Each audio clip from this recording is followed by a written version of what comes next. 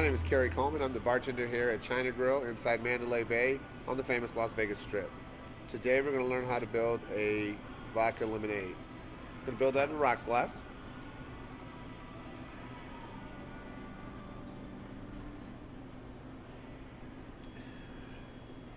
We're going to use our Stoli vodka today.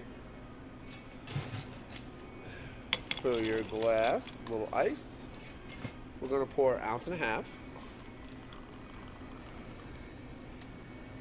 And for today, I have pink lemonade for you, because most of you have that readily available.